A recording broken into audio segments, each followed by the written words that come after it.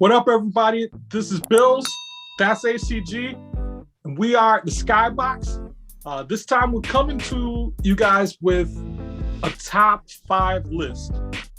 This top 5 list is the top 5 point guards in the NBA right now. All right, so ACG, who do you have as one of your top 5? So I think this is going to be 5th. I think he's the 5th best. I'm going to go with Chris Paul. Chris Paul, number 5. Yep, I'm going to go with Chris Paul. All right. Why do you pick Chris Paul? And then why do you pick him at the 5th spot? So Chris Paul's in my 5th spot because, of his leadership alone. The Suns are, they're about to make the playoffs. And they haven't made the playoffs in a while. And I think that's an understatement. Yeah.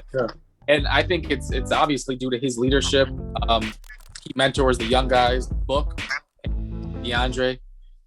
So without him, they're not in the playoff spot.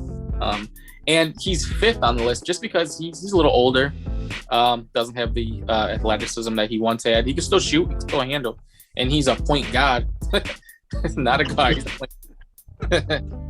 But he's a little older, got some, more dust on his birth certificate than the other people. hey, he's around my age, man. Come on. But he gets the 5th spot for me. Oh, okay. All right, it's interesting. So I had him on my list, but I did not have him at number 5. For me, at number 5, I had your boy, Kyrie Irving. Oh, okay. Now, this was a tough one for me because I think, as I told you many times, I'm not quite a Kyrie believer all the way. Mm-hmm. But I do think when you look at the skill and the talent that he has, he could break anybody down. Like he's able to break down the defense with the best of them. Mm-hmm. As far as being able to get past his man, get to the top, he's able to do it with exceptional ease, and it's awesome to watch him go into ISO mode. Yeah. I have him as 5 out of this list because I think he's not as rounded as some of the others. Right. And the accomplishments that he was able to get was largely due to others driving the ship. Right. Yeah. So he was kind of like, he hung out with in the back of the bus when LeBron was driving through the championship town. He did. Yeah. So, all right. Next up, we have number 4. Who do you have as your number 4? So this is tough. So I think I'm gonna go with Ja. Wow. Okay. Go with Ja. Going with the youngin. Yeah. Ja. I've seen enough from him. He's definitely got my 4th spot. Just with his pure athleticism. This dude is crazy. This dude, he can shoot, he can drive, he can pass, he can do everything basically. So I think he's gonna be special. I think he's 4th just because the other top 3 guys have been around a little bit longer and they're more experienced, but he's definitely number 4. He's next in the league. It was funny because I had Ja. I was going back and forth between Ja and Kyrie at the 5. Yeah. I definitely do. I left Ja out of this list. But I think the reason why I ended up leaving him out of the list may have been more because of the team. Like his team, they made a strong push with the playoffs last year. Right. And I'd say that was probably one of the game where they got eliminated from contention was probably one of the most exciting ones that I've seen. Yeah. But I'm thinking if they made it further, he would be definitely dead set on this list as opposed to on the outside looking in. Yeah, I see that. For me, my number 4 was Russell Westbrook. This guy is the walking triple-double. Yeah. Mr. Trip Dub. Mr. Brick City. Hey, you don't have to be able to shoot all the time. No.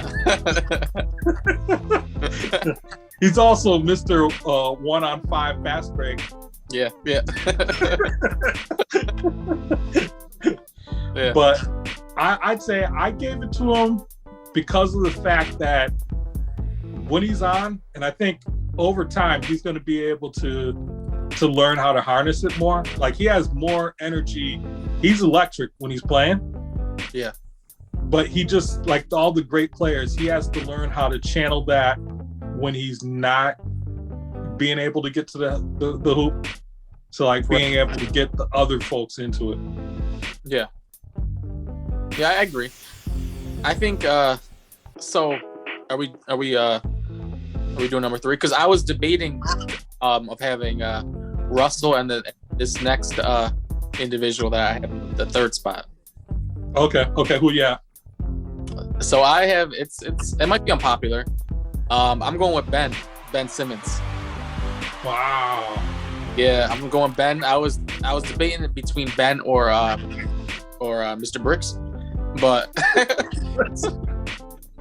I mean, you could kind of call Ben Mr. Bricks too. You could, but I would put him above. Yeah, he's Mr. Bricks too.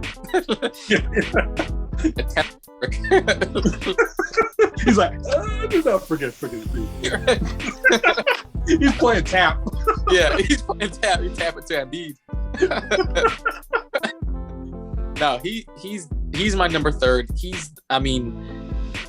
He's one jump shot away of being LeBron 2.0. I feel like. Yeah. And LeBron's not a great shooter. So he doesn't need to be a great shooter. He just needs to be a competent shooter. Yeah, now, the thing that I think a lot of people forgot over time, LeBron sucked at jump shots. Like, now he could confidently and generally, he's pretty good with knocking them down. Mm-hmm. No logo threes, but he's pretty good. But yeah, when he first came in the league, he wasn't good. No. But yeah, he's number 3. He's probably the best defensive wing in the league. And he's been the best defensive point guard in the leagues since probably came in, between him and maybe a few other people, but he's got the length. He's 6'10", a 6'10" point guard. He can pass. He's an elite passer. He's an elite defender, elite rebounder. When he drives, you really can't stop him. It's going against average 6'3" pointers. I mean, once he drives it, you gotta respect it, and then he just dishes it out to a wide open defender in the corner or wherever he wants to. So I feel like with his versatility, he's 3. And if he had a jumper, I think they win a championship if he had a jumper. Yeah, I mean, I can definitely see, because then if he has a jumper, you got to play him totally different now. Totally different. Yeah. And when you get up on him, he can go. If he has a jumper, you got to play up on him. He could just go by you. He's with his strength. So I mean, It would be pick your poison at that point. Yeah. I agree, and it's one of the things that I don't know if you had a chance to watch much because just when you were watching basketball, but I had the chance to watch Magic at the very, very end, and like when he came back for like the All-Star game, and like everybody talks about it as far as having like a 6'10", 6'9" point guard. Yeah. But to me, I think next to LeBron, and LeBron's 6'8", so he's still not like 6'10" is a different animal. Right. Yeah. But I think at that, like, he's probably one of the closest people that I've seen to. Now, he doesn't have as much of the showtime that Magic had, but I mean, as far as being able to like run the team, make the passes, the good passes, like having, like you said, the point guard brain in a forward body. Right. Yeah, that's dangerous. Yeah, definitely dangerous. I think Magic won the MVP of that game, didn't he? He won the MVP. And that's the one he came back from like sitting on the couch eating donuts for a year. Like he was looking swole in that compared to when he was playing before. Yeah. But yeah, so I'd say Ben. I'll put Ben on this list probably like a year from now or 2 years from now. Yeah. Yeah. He might be one on the list by then too. All right. For me, my third, I put CP3 in that third spot. Okay. Now, I had CP3 in at that third spot because, like you said, he's managing the team. Yeah. So I think with his experience, just with Lob City, he was like going, do deep playoff runs for a long time. And then, definitely, in the other areas that he's been, I think over time he's become like a knockdown shooter. Yeah, he definitely got better. Yeah, like he's knocking down jumper, 3-pointers, and all this stuff now. I almost feel like if he was the player he is now back in Lob City, they're going to the finals at least like 1 or 2 of those years. Yeah, hell, if he doesn't get hurt in the Rockets series, remember with him and Harden? Remember at the Golden State? If he didn't get hurt, they were about to go to the finals. Yeah. So I mean, So I think even though he's kind of, he's slowing down, he's playing smarter. And he's polished that game. So I think that's why I put him at the third spot. I'm like, if what he has could rub off on Booker, on Devin Booker with the Suns, like, that kid would have unlimited potential then. Oh yeah, that kid's special. Yeah, but until then, he's just a shooter. Steph Curry Jr. All right, ACG, who do you have at your number 2? And number 2, I'm going with Dame Dollar. Dame Dollar, okay. What he's doing is incredible this year. I mean, he's averaging 27 a game. He's been the most point guard in the league since he came in the league.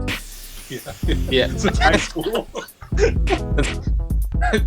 He's the closest thing to Steph Curry that we have. He's not Steph Curry, but he's the closest shooter that we have that can knock down 40-footers, that could walk into logo shots and just wet it up. So yeah, and he can do everything you want offensively, and he can lead a team. So that's why Gala is number 2. And I just about agree with you on that one because of the fact that he has been solid. He's always been solid. I think for him, the only tough part of his whole journey was that he came from a small school. Yeah. Like if he went to a bigger school, then I think he goes to a major market and like his publicity, like he doesn't have to like position for himself to be in regular all-star games. Right. I remember the one time, I think it was like 2 or 3 years ago, when like the sheriff department, in Oregon was like, please vote for him. He's our favorite basketball player. I'm like, when you got stuff like that going on, it's not looking good. No. You're in a small town. That's But yeah, so I actually, for my top 2, and I think your top person, I think I know who your top person is, but I was kind of going back and forth. My number 2 is Steph Curry. Oh, okay. I have Steph as number 2 because of the fact that, how he lived at the finals for so long. Barring like catastrophic injuries that happened 2 years ago that kind of took them out and kind of totally restructured the team. Right. He lived there. Now he's trying to get that mojo back. Mm-hmm. The only slight or knock that I have with him is he I'm not sure if he's able to handle elite defense. Okay. I feel like sometimes when they put like the elite D on him, he when people play defense on him.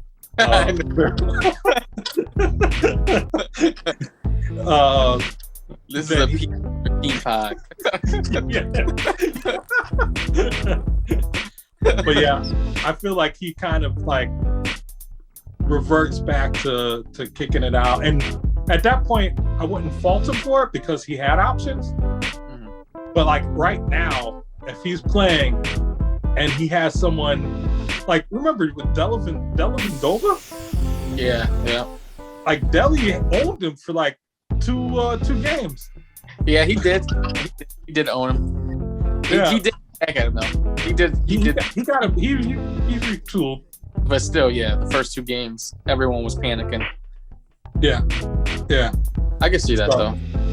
So that's the only knock. I mean, I don't think that's happening often. And even when it did happen, he kind of retooled. It took him 2 games where he kind of retooled on it. But yeah, that's what I had. Who did you have for your number 1?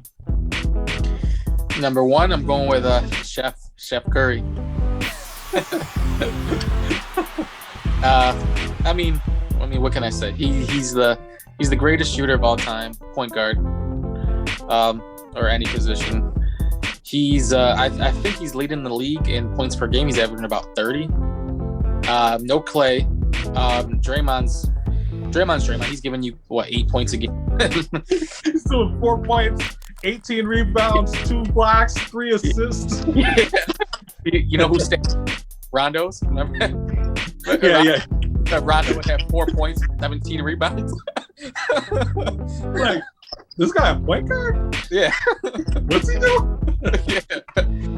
No, but yeah, he's and he's shooting. I believe he's shooting over 40% from 3, averaging 30. And I think everything goes through him on that team. I mean, the D has to pay him, so much attention every night that it allows his teammates to get kind of more wide open shots. Because we got to pay attention to Curry running around with picks, screens. Yeah. To your point, though, that does frustrate me what you're talking about when he gets a little passive sometimes where I'm like, you got to be aggressive. Come on now. Yeah. Either he out or whatever, but he's still number 1. I'd say he had the luxury of being passive before with Clay and with the different people that he had, but I'm wondering now if something like that were to occur, would he still he doesn't have those tools anymore, so it's like all on him really. Right. Yeah. But I feel like that's the crazy part. Like, you notice the ball never sticks with him, and he's not really aggressive, but yet he's putting up a 30 piece every game. you imagine if he had like Harden's shot. Yeah. Yeah, that'd be scary. Yeah. So number 1 is going with the chef. With Chef Curry with the spice. All right. For me, number 1 is Dame Lillard. Mm-hmm. And I had Dame as number 1 because of the fact that I think he's probably the toughest point guard that there is, like elite point guards. He's the toughest one. He's going down, he's mixing it up, he's going, he's taking it to the cup, getting banged around, jumping back up. Yeah. Like you said, team leadership, like he's leading the team. Yeah. Unfortunately, they had some exits. But I think with the supporting cast kind of coming in around him, pulling more weight. CJ, he's awesome, but he's still just one other piece. Yeah. He's an all-star, but he's not a he's an all-star MVP. Yeah, CJ is not like a Klay Thompson. No, he's not. He's not that level of Yeah. No. So I'd say the accolades will come once he actually gets more supporting cast members around him. I was happy to see Melo go there. Yeah, me too. Just for the fact that Melo hasn't gone to the finals. He had a couple playoff runs, but I mean, you're looking at a guy who's, you know, in the NBA for so long. Like, there's so much experience, and you know, even from him, like, coming in back even more hungry. Mm-hmm. Yeah. Like, I think the other players feed off of that, and like, he's never going to be in a spot where he's looking at, like, on the outside looking back in like Melo was, but I think being able to feed on that hunger is something that's just going to make them even more dangerous. So definitely. Yeah, I had Dame Dow. Plus, he's the best rapper for basketball that I think the NBA ever had. Oh yeah. Iverson's album never came out, you know. Alonzo has a couple joints out. And Lonzo's also the same dude who had a diss track. He had like a diss tracks going at his teammates. Yeah. I'm gonna catch, and that's the next video. Wackest thing ever. The wackest occurrences when Lonzo and his teammate Who's yeah, Lonzo, the rap battle between Lonzo and Kuz. Man. But all right, everybody. So that was the top 5 NBA point guards playing right now. Don't forget to like and subscribe to this page so that way you can see more top 10, top 5 lists, as well as you can check out the Skybox podcast, which we also have planned. So once again, from the Skybox, peace.